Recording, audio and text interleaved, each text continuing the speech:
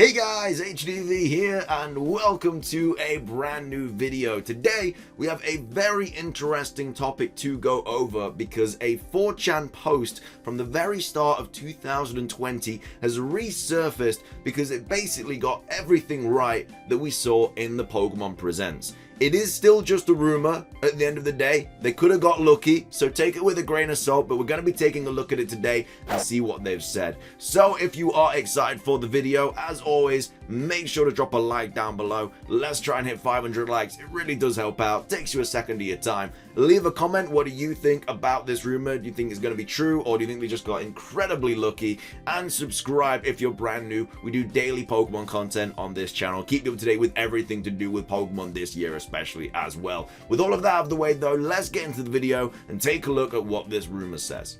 So this is the Reddit post. It was found from the user Brands Xavier a couple of days ago, and it is titled Sword and Shield DLC 3 in 2021 according to a possible leak.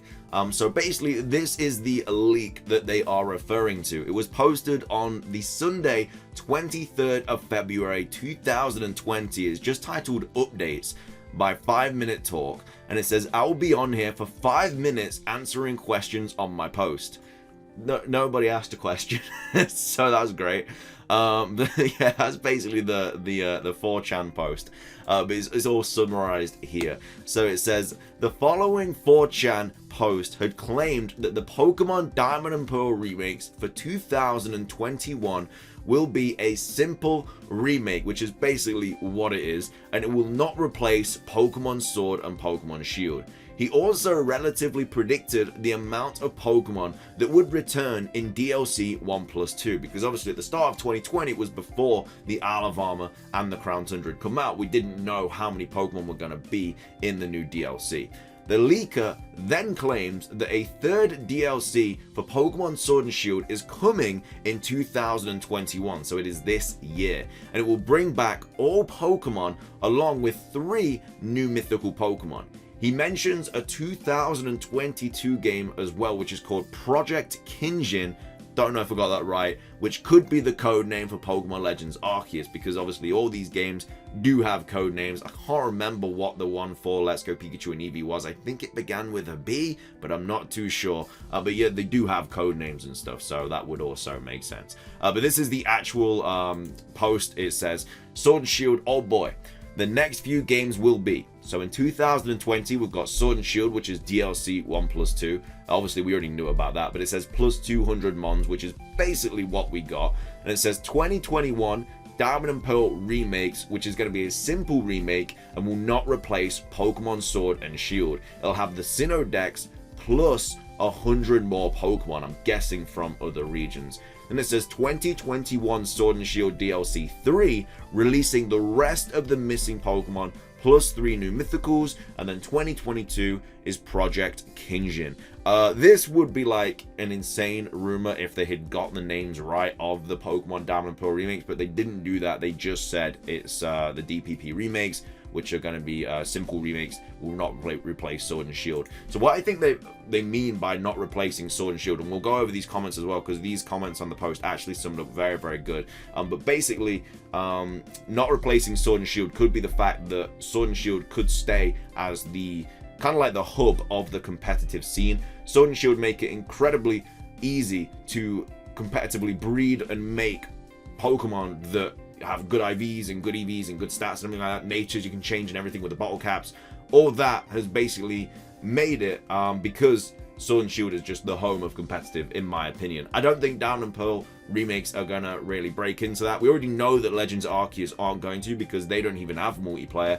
I think the Pokemon Diamond and Pearl remakes will simply just be that simple remake, and they will keep Sword and Shield as the main game. But anyway, let's see what these people say. So it says, honestly, this isn't completely impossible.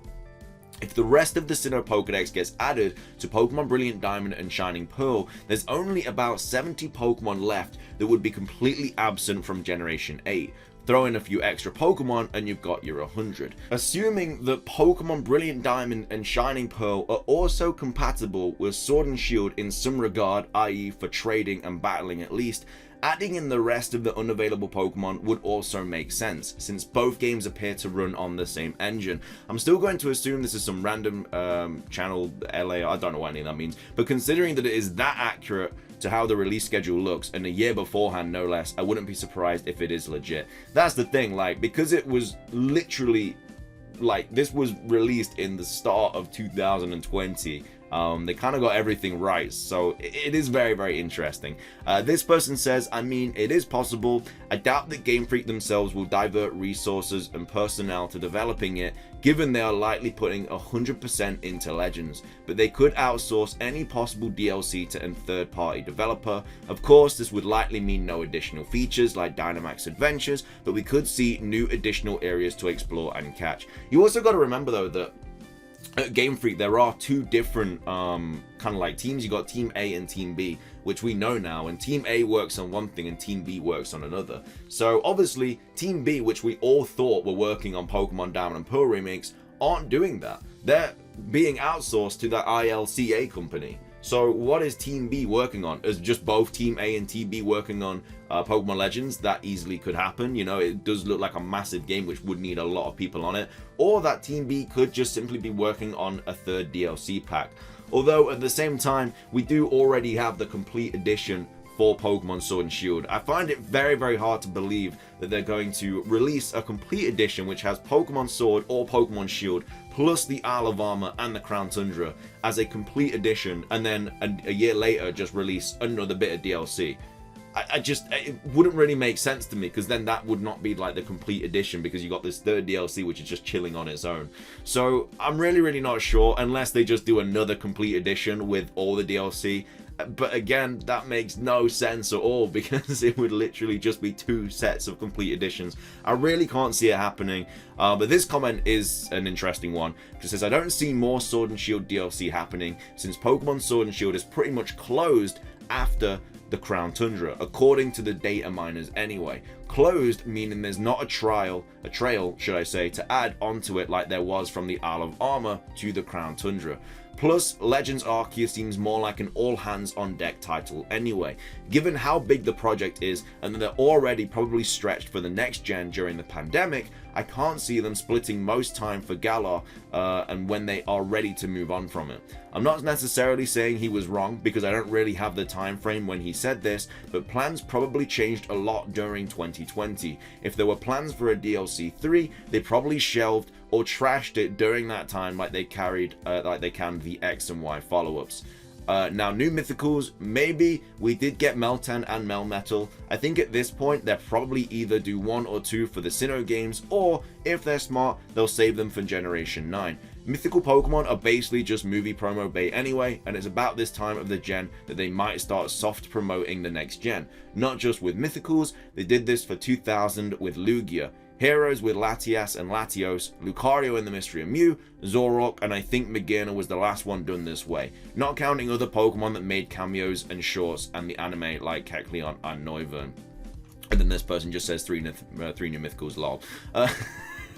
Yeah, 3 new mythicals is a little bit of a stretch. You also got to think that, like, with Pokemon Brilliant Diamond and Shining Pearl, if they don't add any new Pokemon in that game, which I highly doubt they will, and then also in Pokemon Legends, if they don't add anything in that, we're not going to get a new Pokemon for a long time. The last new Pokemon will literally be Zeraora, which was announced last year for the new movie. So that means we wouldn't be getting a new Pokemon for 2021. And then 2022, if there isn't new Pokemon in Legends Arceus and there isn't another game in 2022, there wouldn't be any new Pokemon for 2 years. Have there ever been 2 years with no new Pokemon? I'm not sure. Maybe. Or at least new forms. I don't know. But yeah, that's also something to take into account. So maybe this is partly true, and they maybe just scrapped the DLC 3, which is why they did the complete edition instead, and they put more hands on deck onto Legends Arceus. Or it could just be true and they're doing DLC 3, but again, Why would there be a complete edition? It is definitely an interesting topic, and I definitely wanted to cover it for today's video because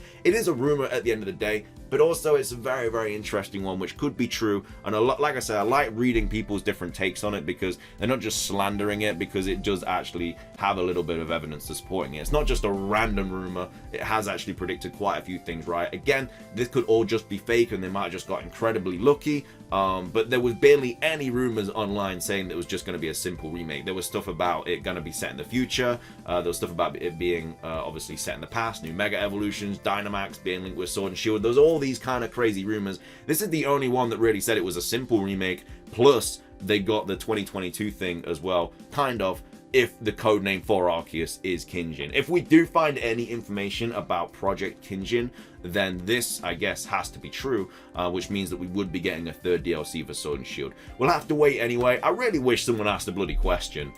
He was there for 5 minutes, uploaded this, which could be a actual leak, and then nobody bloody took time of day to be like, what's Kinjin for? Like, what are the names of Sinnoh remakes? Like, why?